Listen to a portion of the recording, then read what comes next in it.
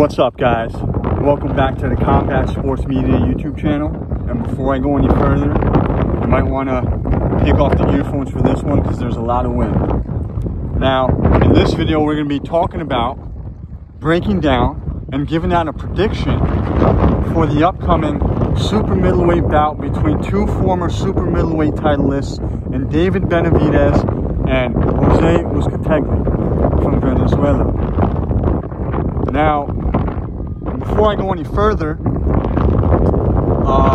of you guys already know I like to shoot my videos in historic places a lot of the times if I can, especially when it comes to fight venues. I love shooting videos in places where historical battles and fights have taken place, and the field in front of me right now is no exception. Some major shit went down here right in front of me. In 1625, we're in Puerto Rico, by the way, for those of you that don't know. We're in San Juan. In 1625, the Dutch came and tried to take this place from the Spanish. And for a whole month, they fought right here on this field, killing each other. A lot of blood was spilt right here where I'm at. And if the Dutch were to win that battle, this place would probably not even be called Puerto Rico. And the people on this island would have probably been speaking Dutch. So a very important battle took place over here because it affects us all to this day, especially if you live in the Americas, and especially if you're a Puerto Rican. Because if the Spanish didn't win the battle in 1625 that took place over here, like I said, this place wouldn't even be called Puerto Rico right now, and the official language would not be Spanish. So typically up until that point, everybody who attacked this place, because this place got attacked by everybody, it was traditionally done through there. Okay? But the Dutch decided to get creative and try it out from here. And sure enough, it worked. They got onto the island, no problem. They got over here, no problem. At the time, the defense system was non-existent. They only built that shit after the Dutch tried to come in through here. So in 1625, they literally fought here for a month. The Spanish and the Dutch, tearing the living shit out of each other, killing the living shit out of each other, and spilling a lot of fucking blood, a lot of fucking sacrifice took place over here. All right, we ain't talking about no fucking Floyd Mayweather, Robert Guerrero bullshit. We ain't talking about no Shakur Stevenson kind of fights. We're talking about real deal fights, baby. All right.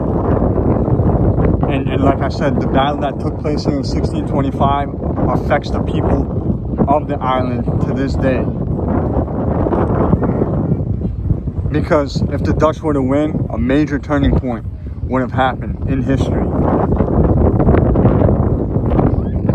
And it's not something that just affected this island, the whole future of mankind. So let's get to the video. The topic of the video is Benavidez. David Benavidez is viewed as the best super middleweight in the world by many. I know Canelo is also viewed as the best, but when we talk about head-to-head matchups, he's up there. He might not be the most accomplished, but everybody knows that he's the real deal. Simply put, fighters and fans, everybody knows David Benavidez is the real deal. He won the WBC title a few years back against Ronald Gavril. It was a close fight. They had an immediate rematch. He clearly beat him in the rematch. And after that, I believe he got tested positive for cocaine. He got stripped. And, you know, he was able to fight for the title again, but he didn't make weight. Long story short, he fought a few fights since then against okay but not great competition. And Jalen Love and Ronald Ellis, I believe. And now he's taking it up a notch and going after the former IBF champion and Jose Uzgategui. Now, Benavidez, as most of you guys know, he's a guy that likes to walk his opponents down with a high guard and use his jab, that strong, stiff jab. He likes to walk his opponents down with a strong, stiff jab and a high guard.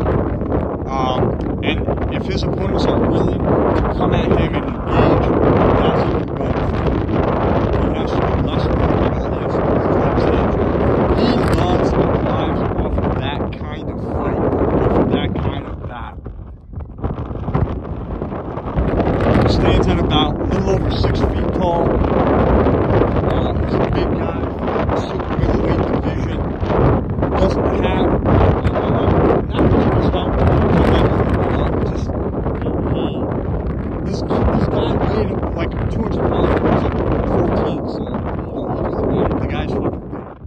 And he doesn't have, Benavidez doesn't have much of an amateur background. Don't get it twisted. Strong guys like Kelly Patton.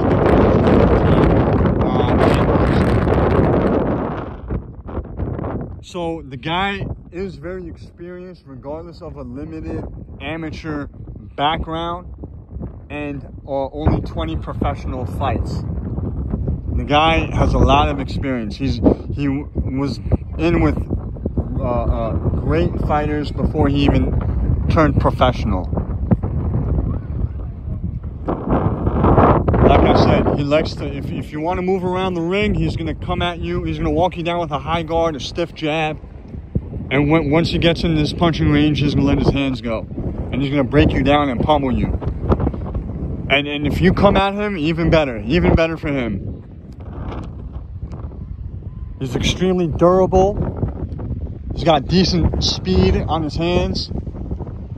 The only bad thing about him is sometimes he tends to stand too straight up, but none of his technical flaws have affected him in any way so far, and I don't think they will in the super middleweight division, because his strength, his size, and his power and his durability make up for all of that bullshit. He's clearly the scariest guy in the division, and the most avoided guy in the division as well. You can argue that. I can understand if people say that's bullshit, because at the end of the day, he didn't miss weight in the title fight, and he did test positive for cocaine, so some of it is probably his own doing, but I truly believe that everybody who's in the super middleweight division is worried about this cat and doesn't really look forward to fighting him. That's just the feeling I have. When we talk about Uzgategui, he's a quality fighter as well.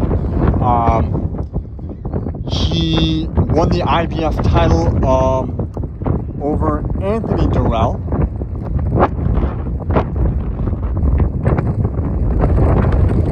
That's where the Dutch came.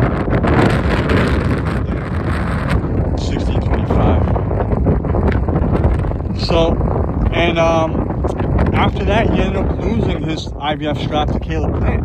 Caleb Plant put on a great performance. I took that strap right off of him. But before that, he was actually viewed as one of the best in the world in the division, if not the best.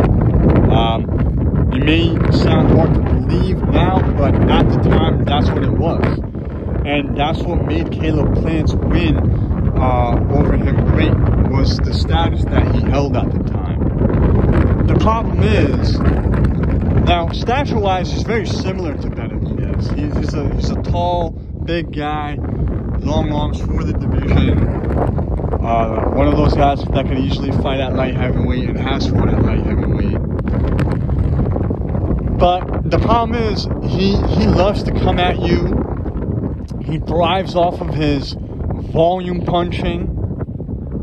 And that benefits Benavidez. He's not the hardest puncher. His power is probably average of that for the weight class. You know, he's not feather-fisted, but he's certainly not a power puncher. So, in essence, we got a guy in Uzgategui that loves to come straight at you, throwing punches and bunches, hoping to break you down and outwork you. That's exactly what Benavidez wants and thrives off. Benavidez doesn't even have to walk this guy down, because this guy's going to come right at him, and he's going to give Benavidez the opportunities to nail him with big, hard shots. And that is why, when we get into the prediction, which we are right now, my prediction is a Benavidez win. No doubt about it. It's going to be very exciting for however long it lasts, though. It's going to be a great fight for however long it lasts. But I'm taking Benavidez by some form of stoppage, knockout, or TKO. Uzgategui is a quality fighter. He's a tough guy. But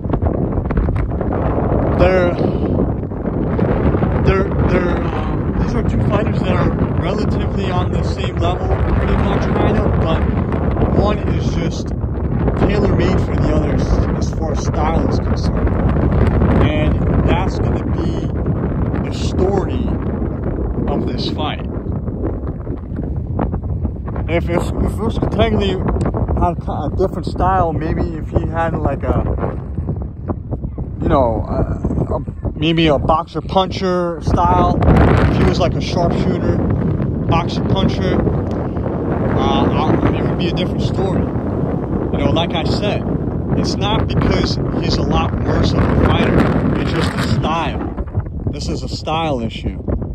It's not a good style to have going into a David Benavidez fight. You're giving him everything he can ask for. So for that reason, I have to go with David Benavidez. This is great matchmaking on behalf of PBC and Heyman and whoever else is in charge of Benavidez's career. So there you have it, folks. Reporting from San Juan, Puerto Rico.